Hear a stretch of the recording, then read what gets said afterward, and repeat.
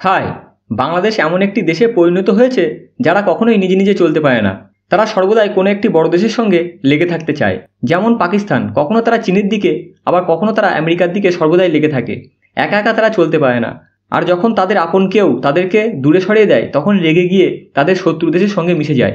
এমন একটি সমস্যা হলো মোহাম্মদ ইউনূস, যে বছরের পর বছর নির্বাসিত ছিল, তারপর আমেরিকার নির্দেশে বাংলাদেশের সিংহাসন পরিবর্তন করিয়েছে, যেখানে শেখ হাসিনা সরকারের পতন করিয়ে নিজে বাংলাদেশের সিংহাসনে বসেছে।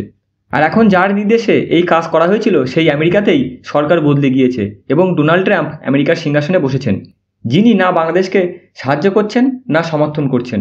আর সেটাতেই বাংলাদেশ এখন এতটাই রেগে গিয়েছে যে এখন তারা চীনের পায়ে পড়েছে, আর চীনকে 50 বছরের জন্য বাংলাদেশের স্বাধীনতাকে বিক্রি করে দিয়েছে। হ্যাঁ, 50 বছরের জন্য বাংলাদেশকে চীনের গোলাম করে দিয়েছে। কি বিশ্বাস করতে পারছেন না, তাই তো? তাহলে আপনারা স্ক্রিনে রিপোর্টটি দেখুন, যেখানে মোহাম্মদ ইউনূস, যিনি বাংলাদেশের বর্তমান ক্ষণস্থায়ী প্রাইম মিনিস্টার, তিনি চীন সফরে আছেন।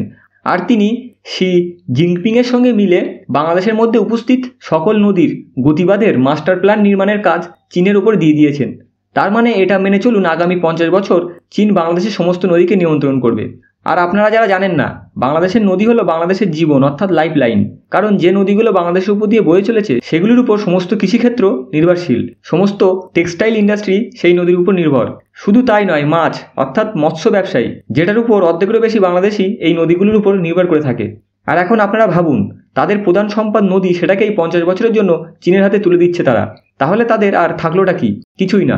একরকমভাবে চীন তাদেরকে নিয়ন্ত্রণ করতে পারবে। তো এখন আপনার মনে প্রশ্ন উঠতে শুরু করেছে, মোহাম্মদ ইউনূস এমনটা করলো কেন? তো সেটার উত্তর হলো আমেরিকা।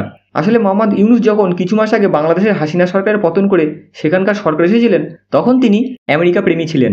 সেই সময় তিনি চীনকে ততটাই বিরোধী মানত যতটা এখন ভারতকে মানে, এবং সম্পূর্ণভাবে আমেরিকার প্রিয় সঙ্গী ছিল।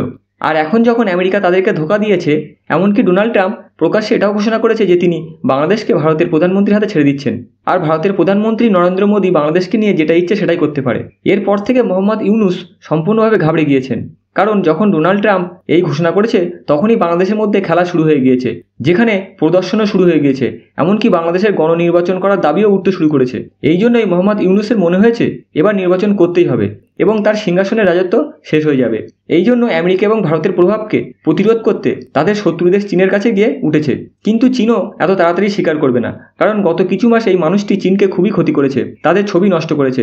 এই জন্যই চীনকে খুশি করতে এবং চীনকে মানিয়ে নিতে চীন তাদের সামনে যেমনই কাগজ রাখছে সেটার উপর এগ্রিমেন্ট করছে। কিন্তু এটা দেখছে না, তারা বাংলাদেশের ভবিষ্যৎ চীনকে দিয়ে দিয়েছে। তবে এটা কি ভারতের জন্য খুবই চিন্তার বিষয়? উত্তর কিন্তু একদমই না, কারণ এমনই কন্ট্রাক্ট আগেও চীনকে দিয়ে এসেছে বাংলাদেশ সরকার। কিন্তু ভারত কিছু মাসের মধ্যেই সেই চুক্তি বাতিল করে দিয়েছে, হয় চাপ তৈরি করে, নয়তো সরকার পরিবর্তন করার পর। আর আগামী কিছুদিনের মধ্যেই বাংলাদেশে নির্বাচন শুরু হবে। তারপর বাংলাদেশে যেমনই সরকার আসুক না কেন, তারা কখনোই এই চুক্তিকে মেনে নেবে না। যদিও সেখানে একটি চীন সমর্থন সরকারও আসে, তাহলেও এতটা গুরুত্বপূর্ণ এগ্রিমেন্টকে তারাও স্বীকার করবে না।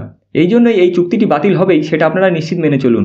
আর সেটা দেরিতে হলেও এই কন্ট্রাক্ট রোধ হবেই। সেই সঙ্গে বাংলাদেশের এই একনায়কতন্ত্রী মোহাম্মদ ইউনূস সরকারেরও পতন হবে। যদিও এখনও বাংলাদেশের মধ্যে পরিস্থিতি উত্তেজিত হয়ে আছে। বাংলাদেশের অভ্যন্তরীণ বিষয়ে জানতে চ্যানেলটি অবশ্যই সাবস্ক্রাইব করে নেবেন। ধন্যবাদ।